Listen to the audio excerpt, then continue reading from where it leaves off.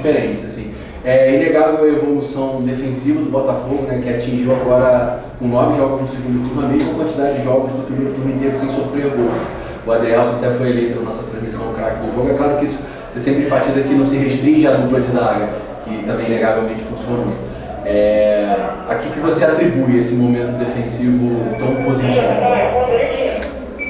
A um maior conhecimento dos jogadores entre eles e também a uma capacidade de tornar o bloco mais curto e de dar menos espaço ao adversário no interior da equipa. E uma maior também capacidade de pressionar à frente logo no início de construção do adversário, não deixando chegar a bola tão limpa às zonas que normalmente o adversário quer para definir o final da jogada.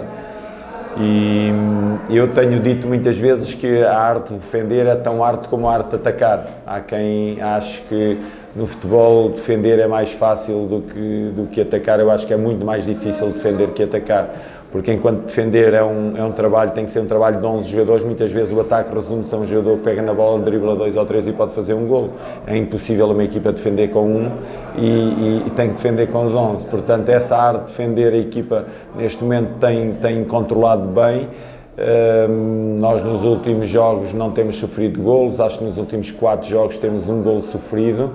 E isso é um grande trabalho dos meus jogadores. Os jogadores, digo aqui aquilo que lhes disse a eles lá dentro no vestiário, parabéns a todos eles pelo grande trabalho que eles têm feito ao longo da semana e que têm conseguido colocar no dia de jogo. E a outra pergunta seria até em relação à sua opção na escalação. Dessa vez você optou por não começar com o Jefinho, que até entrou bem, o Del Piage também, os jogadores das suas substituições funcionaram bem até levar o Botafogo à vitória. Qual era a sua ideia inicial com a formação que você acabou levando hoje e o que o Jefinho acabou desenrolando também? Nós, quando já alguma vez abordei o tema da problemática dos jogadores jovens. Os jogadores jovens existem para nós os fazermos progredir ao máximo e para os colocarmos no patamar máximo de rendimento. É muito perigoso o jogador sentir, um jogador muito jovem, sentir que conquistou tudo aquilo que já tinha a conquistar. E o Jefinho sentiu que há ainda muita coisa a trabalhar e que vai continuar a trabalhar e que vai continuar a progredir. E parabéns ao Jefinho, parabéns a toda a equipa por tudo aquilo que fez. Neste caso, que me perguntou do Jefinho o porquê dele ter ficado de fora. Ficou de fora porque o Vítor Sá, ao longo da semana, esteve muito bem no seu trabalho diário e também esteve muito bem no último jogo em que jogou, em que entrou e teve uma boa prestação. O Júnior também tinha estado bem e também ao longo da semana, apesar de não ter trabalhado durante 2 dias connosco por lesão, mas a semana foi longa, ainda foi a tempo de mostrar trabalho e mostrar que estava bem. Portanto, estiveram bem no último jogo, estiveram bem ao longo da semana, jogaram de uma forma natural, aquilo que nós vimos do adversário também, a utilização deles era ajustada àquilo que nós pretendíamos do jogo, pretendíamos profundidade pelo lado direito com o Júnior Santos e ele estava a dar essa profundidade e aparecia em zonas de finalização, como apareceu na primeira parte a fazer isso por 2 vezes. O Vítor Sá tinha também partido bem de fora para dentro e também nós queríamos estes movimentos de fora para dentro e depois serviço também e fechar o corredor juntamente com o Marçal, também conseguiu fechar bem, portanto responderam de forma positiva àquilo que foi pedido, assim como todos aqueles que entraram. Luís, boa noite. Eu reparei principalmente no primeiro tempo que o Botafogo atuou bastante pela esquerda, com o Marçal, se eu não me engano, ele acho que foi o jogador que teve mais passes certos do jogo e do Botafogo. Queria também que o senhor explicasse um pouquinho dessa ideia de jogar mais pela esquerda hoje, especificamente. Foi uma ideia ou foi mais ou menos como o jogo se desenrolou?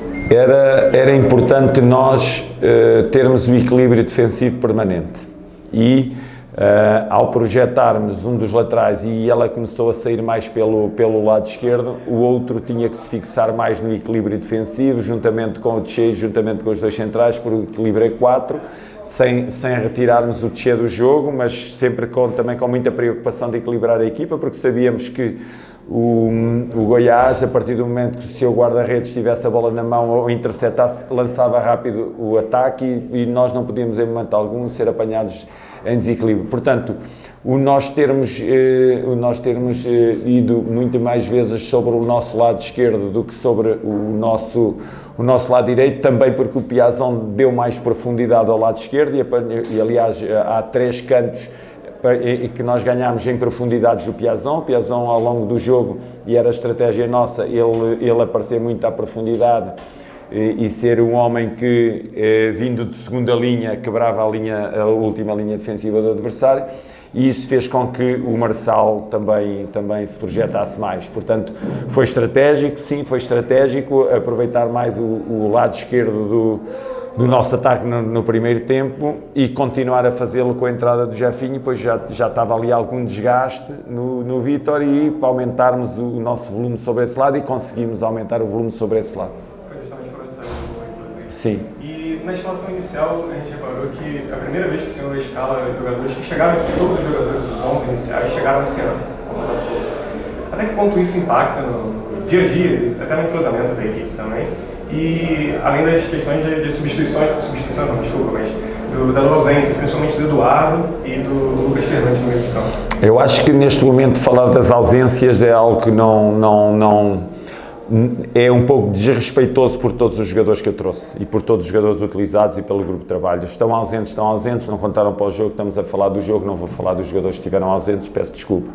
Em função daquilo que me disse, dos 11 jogadores, não tinha reparado nisso, que os 11 jogadores tinham sido jogadores que tinham chegado este ano, mas eu já falámos um bocado sobre isso, sobre a dificuldade que temos vindo a ter na montagem da equipa, mas eu acho que neste momento e com o passar do tempo, como eu disse no início da nossa coletiva, a equipa cada vez se conhece melhor.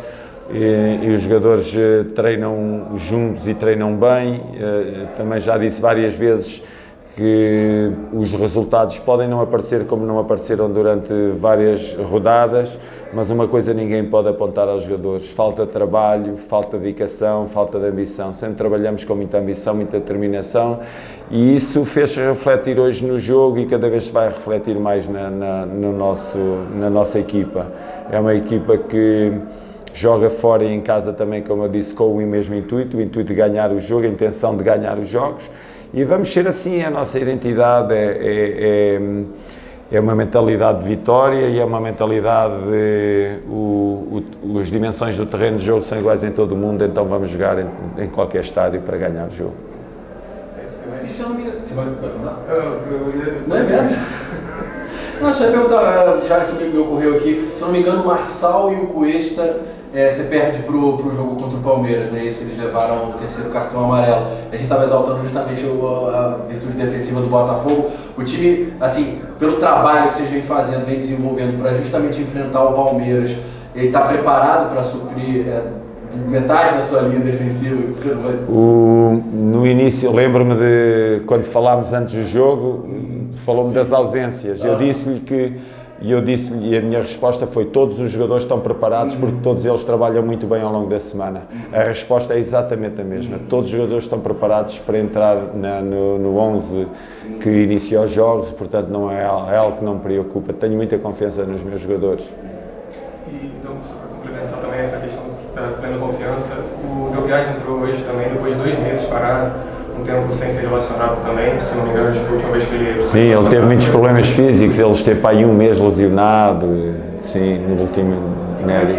Como é que botar de volta um jogador assim A vida é aproveitar a ausência dos outros. Nós não tivemos para este jogo, como estava há bocado a referir, o Patrick, o Danilo, o Carlos Eduardo e o Lucas Fernandes, e ele aproveitou essa ausência para mostrar que estava presente e que estava em condições. E eu, quando o lancei, foi com plena confiança. Como sabem, foi no momento crítico do jogo em que nós pensamos: é hora de agarrarmos o ponto, é hora de irmos à procura dos 3, continuar à procura dos 3, como tínhamos feito até ali. E entendemos que era hora de continuar à procura dos 3, como tínhamos feito até ali, e felizmente Ele foi-lhe dado essas indicações para ele aparecer em zonas mais adiantadas do campo, com o Gabriel a pegar um pouco mais com o Tchê e ele a projetar-se mais. E ele, numa dessas projeções, chegou ao golo e fico feliz por ele e fico feliz pela equipa. E fico feliz por todos os adeptos e toda a torcida que nos acompanha sempre e fica feliz com as vitórias. Nós treinadores existimos para deixar as torcidas felizes. Muitas vezes não conseguimos, porque muitas vezes os outros são melhores que nós. E quando os outros são melhores que nós, temos que aceitar que os outros sejam melhores. Não há nada, o futebol, às vezes nós complicamos muito o que é fácil. O futebol é isto. Há vezes que somos nós melhores que os outros, como hoje com 17 remates nossos e 6 do Goiás, com 6 remates enquadrados na baliza e só um do Goiás. Portanto, fomos melhor, merecemos ganhar o jogo. Outras vezes é o adversário que merece ganhar porque é melhor que nós. O futebol é assim, a vitória é de todos e a derrota é de todos. Uma última pergunta, não tem tanto a ver com o jogo, mas mais no contexto até da sociedade. Assim. No domingo o Brasil vai passar por uma eleição. Eu queria saber qual a sua opinião sobre se política e futebol, e esporte, de maneira geral, se misturam ou não, e por quê? Eu acho que o cidadão, seja de que país for, é um cidadão que é obrigado a participar em tudo aquilo que sejam os destinos do país.